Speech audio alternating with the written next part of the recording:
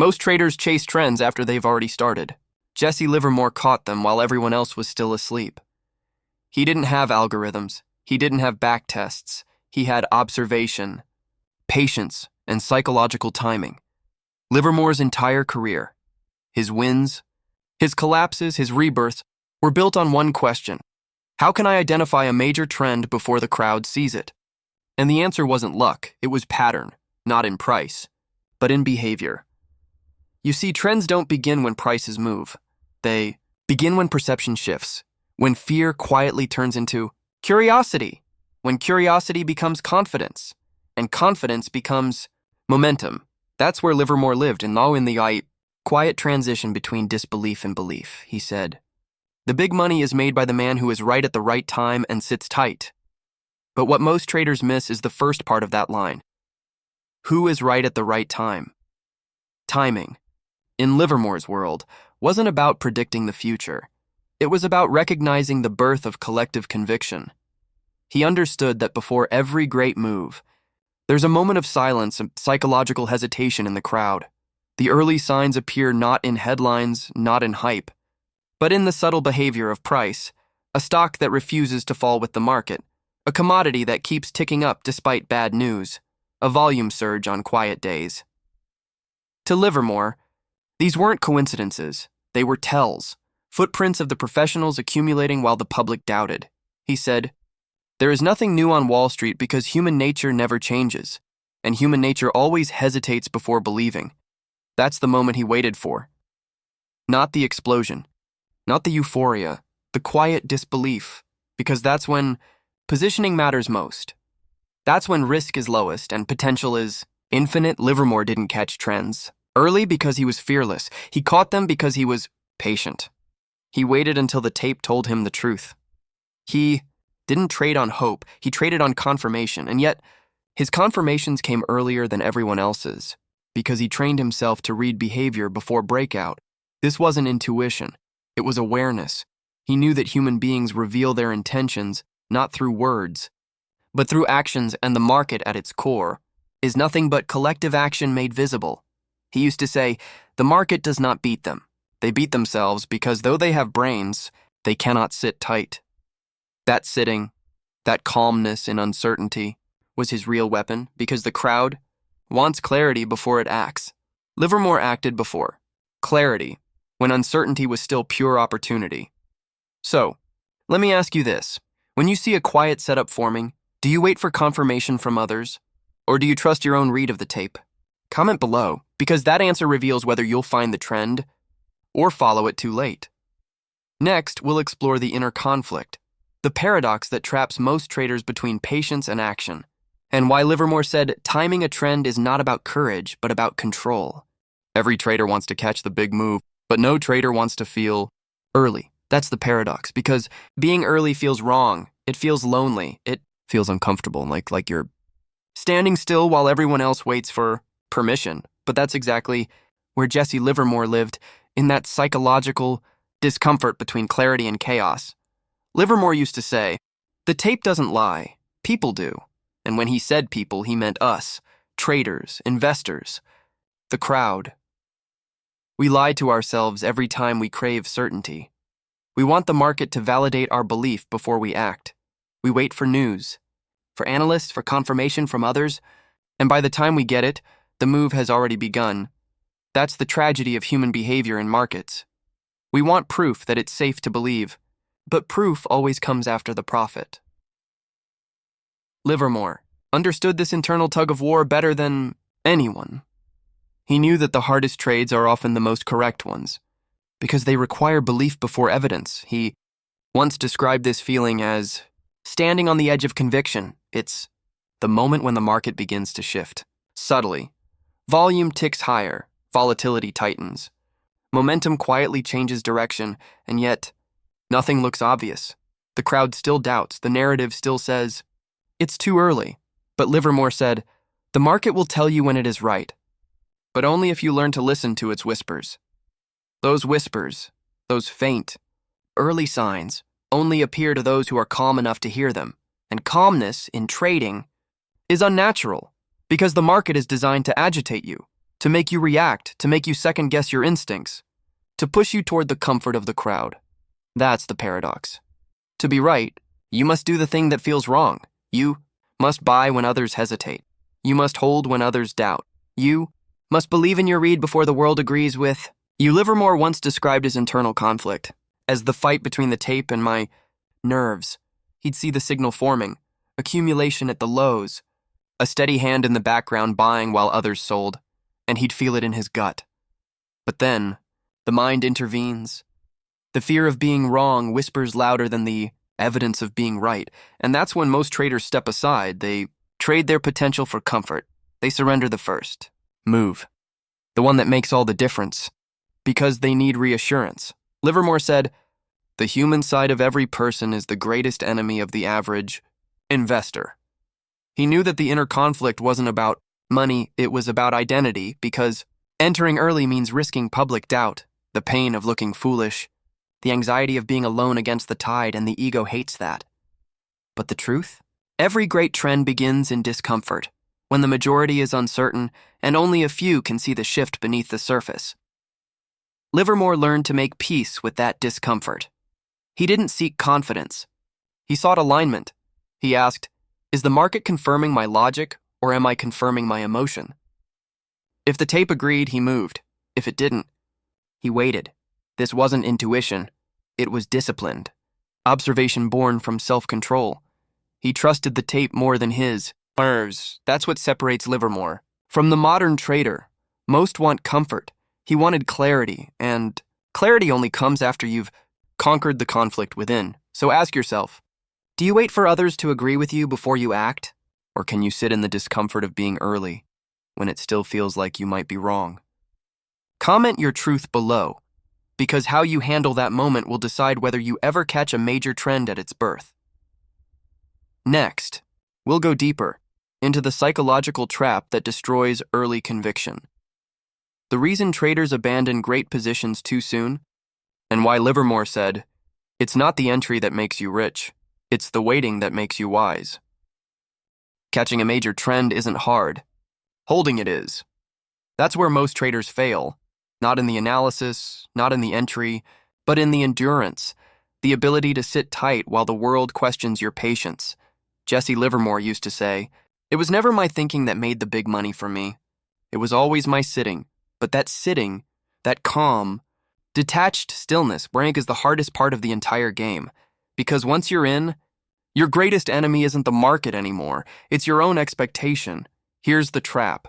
You catch the move early. You enter when no one else sees it. And then the market starts to move. Slowly. Then faster. Your position grows. The profit looks real. The ego whispers, "You did it."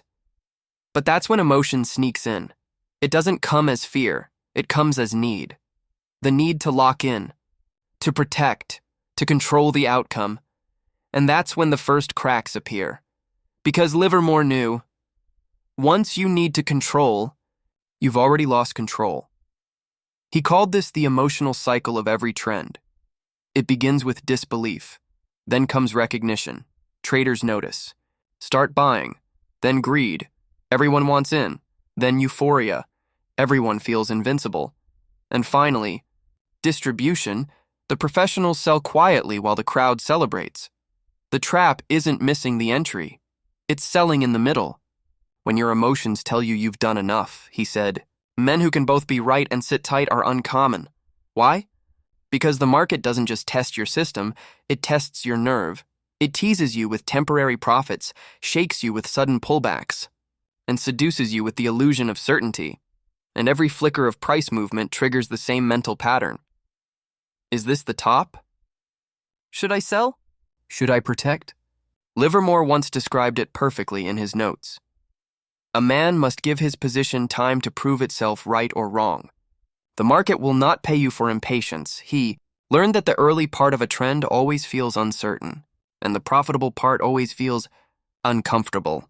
Because discomfort means you're ahead of the crowd. It means you're holding when others hesitate. It means your conviction is being tested, and not by price, but by time. Livermore believed that time, not price, exposes a trader's true psychology. He said most traders think they fail because they entered too late or too early. But the truth is, they failed because they couldn't endure the middle, the long, quiet stretch between belief and confirmation. That's where the market wins, not with volatility, but with boredom, because boredom kills discipline, and discipline is what builds fortune. Livermore trained himself to measure patience like profit. Every day he held a winning trade through noise, through doubt, through temptation. He saw it as victory. He didn't check price to feel secure. He checked his mind to make sure he still deserved the position. He'd ask himself, am I holding because I'm right or because I'm afraid to lose what I've gained? If it was fear, he cut it. If it was conviction, he sat tight. That's the psychology behind catching and keeping major trends. Detachment, not indifference, but mastery. You can't be emotional about the money you expect to make, because expectation is the most expensive emotion in trading. Livermore once said, the big money is made in the big swing. But the big swing only comes to those who can stand still while the crowd trembles. So, ask yourself this. When your trade starts working, do you feel peace or pressure? Comment below, because that one emotion, peace or pressure, will decide whether you catch the full trend or cash out before it begins. Next, we'll move into Livermore's perspective, how he built a step-by-step method to catch major trends early using observation, tape reading, and emotional detachment, and how you can translate that philosophy into the modern market. Jesse Livermore didn't chase trends. He tracked them, like a hunter following invisible footprints.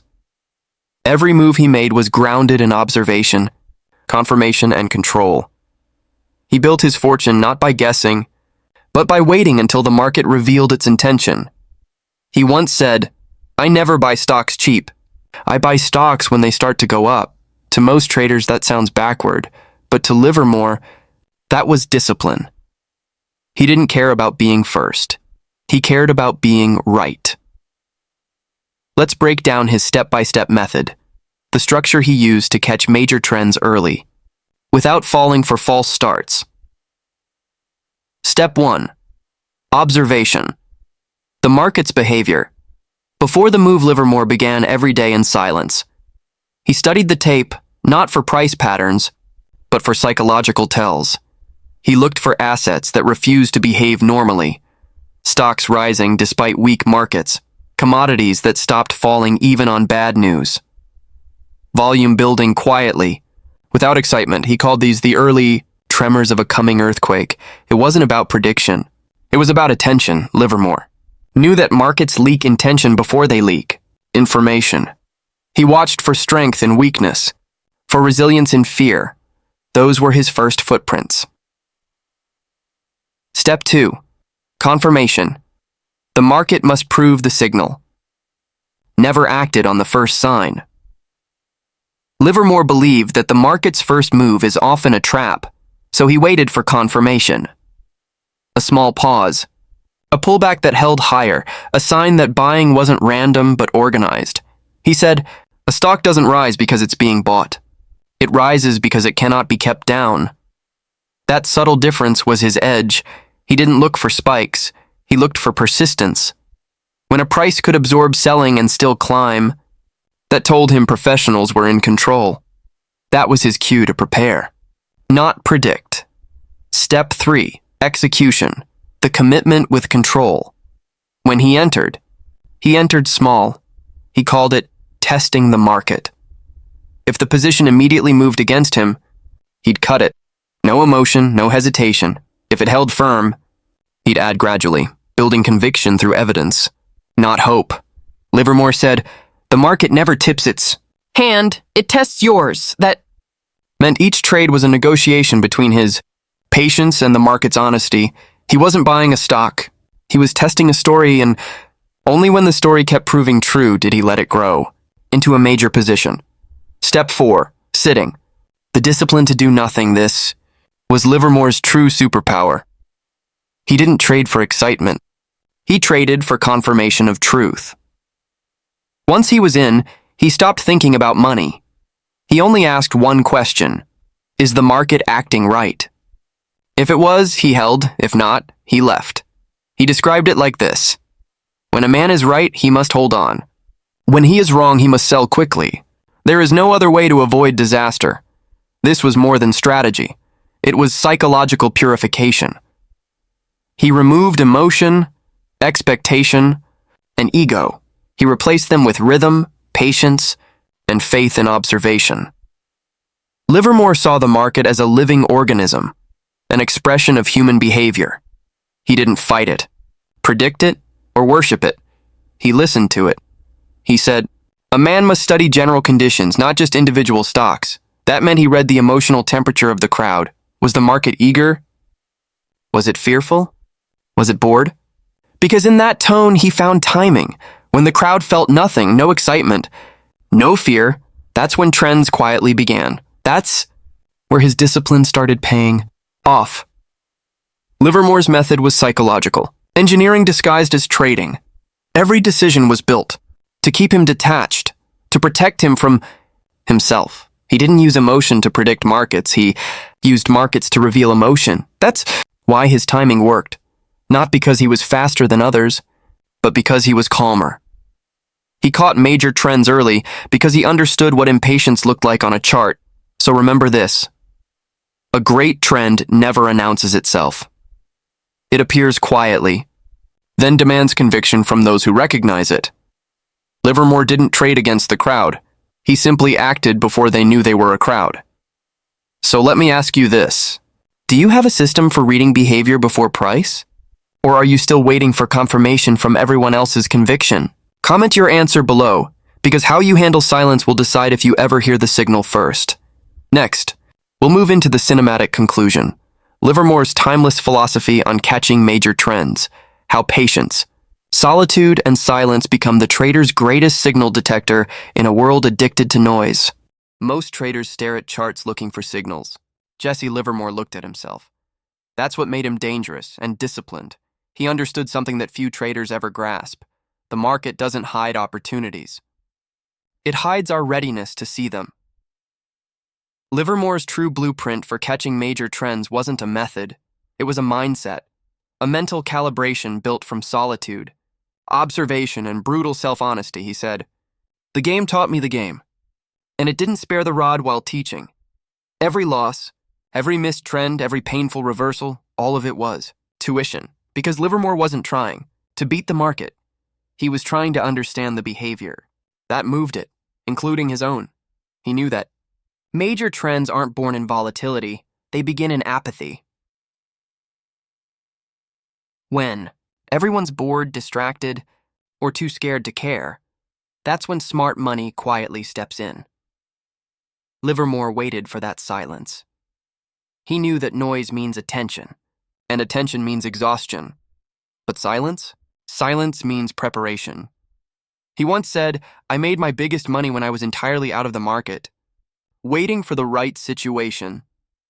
That line, entirely out of the market, reveals a truth modern traders can't stand. Because today's world rewards constant action.